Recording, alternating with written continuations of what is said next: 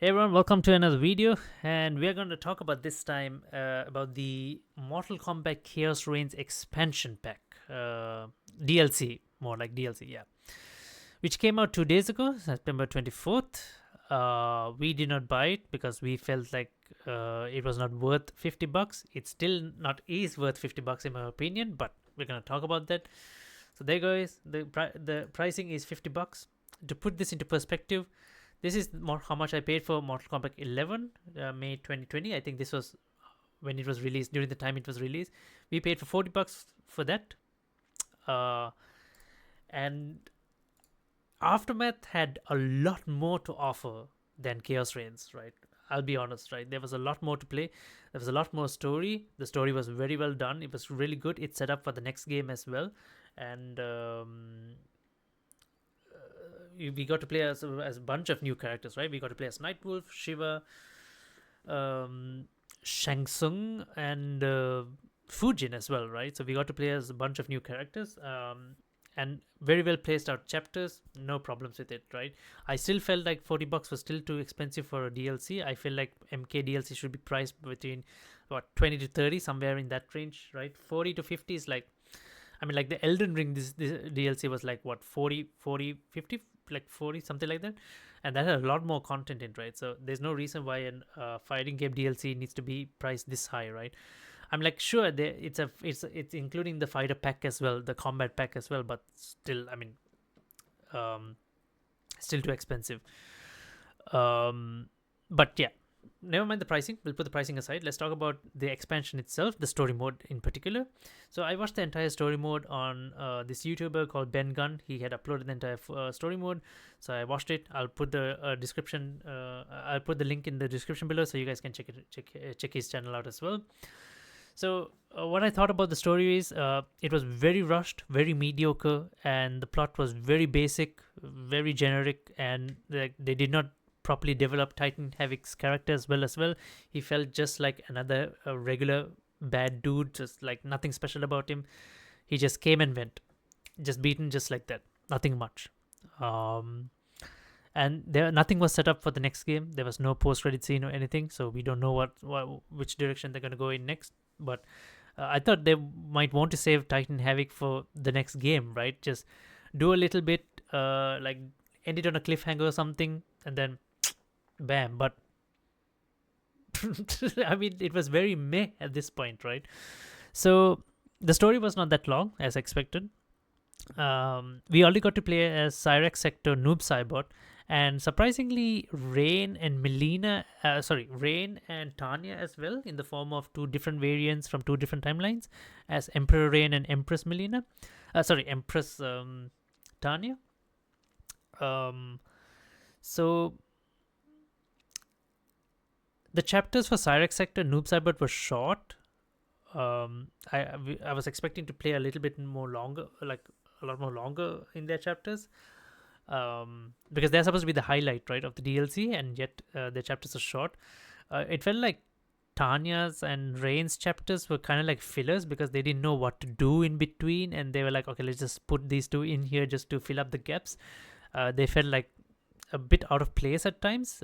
So yeah, that I mean, like, yeah, it was a bit weird.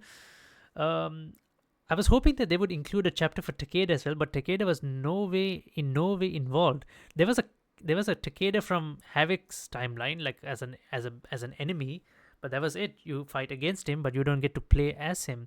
So Takeda was in no way involved. I know Takeda is part of the previous combat pack, but he's a new character, and he was included in the game after the main game, after MK1. So I was thinking like he should have been included as a chapter, right? It would have at least made a little bit more sense to include him. But Rain and Tanya, I'm not sure. We didn't play as them, right? I can't remember playing as them in the main game as well. But they're part of the main roster, so in the main game. So yeah, a lot of question marks there, as to why they decided to do that. So yeah, none of so far the story mode itself just does not justify the pricing. I'm not sure what else is included. Like like you get 3 more additional characters, right? In the future, which is the T1000, Conan, and Ghostface. So they are included in. So, and I'm not sure what are the different changes there. At least from a single player perspective, Um, uh, I don't know what's different about invasions or towers. Have they revamped? Is it like awesome now or something like that? Because from the trailers and everything, I don't see that being the case, and I feel like it's still difficult to justify the $50 price mark for this DLC. So yeah, I mean, that's kind of like what I felt when I watched this entire thing. It ended. It did not feel. If yeah, I mean, I'm not sure like what they are trying to do with the Mortal Kombat now. Like so, Ed Boon has tweeted this, right? I love the fact that there's excitement for the next game, and I don't want to be a stickler for words, but we haven't been working on our next game for 3 years already, so they don't have plans for the next MK or anything yet, and they're planning to support MK1 for the long time to come. So I guess that would be the reason why they didn't include like a post-credit scene as to what to come next, what to expect next. But um,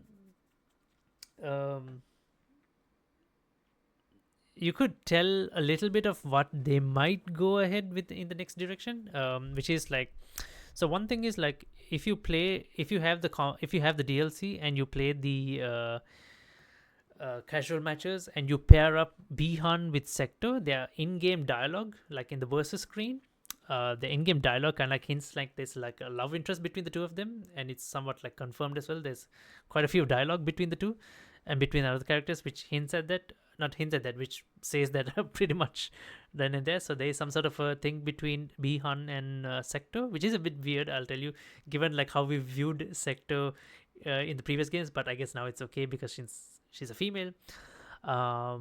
So that's happening. So that means Bihan and Serena will not happen, because I think in mythologies there was something between the two of them. There was a history between the two of them, right? And at some point, I guess people thought something might happen between Bihan and Serena, but apparently that's not the case. So I think if you watched Sektor's and Bihan's tower endings, that I think that kind of like hints towards what they might do next in MK, because the two of them kind of like they not escape, but yeah, they more like go off on their own,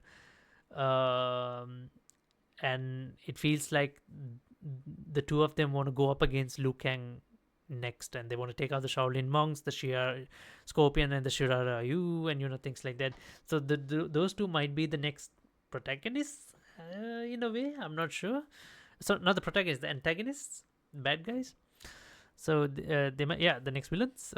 So yeah, so it's gonna be Noob and Sektor so far. That's what it looks like. But yeah, that was it. I mean, I don't know what more to say, man. Like, I was really disappointed. I watched the entire thing, right? I watched the entire thing, and it was like so frustrating, because if I was like thinking to myself, if I paid $50 for this and I played this story mode, I would be like, I would want refund back. It's just so not worth it. If you're just playing it just for the single play experience, it is definitely not worth it. If you're gonna go online and grind it out, yeah, go ahead, that's fine. But if else, do not. Just watch it, I would say. So yeah, there you guys have it. Chaos Reigns in a nutshell. What I felt. I mean, like you guys, like, it's just my opinion, right? It doesn't have to be. This is from the perspective of someone who plays MK casually. I don't grind online or anything like that, right? So it's just my perspective. So you guys might find it worthwhile, which is good for y'all. So that should be the way it is. If it should be enjoyable for y'all. But yeah, let me know what you guys think about MK Chaos Reigns and what do you feel about it. If you guys have played it or not, like if you've seen, yeah.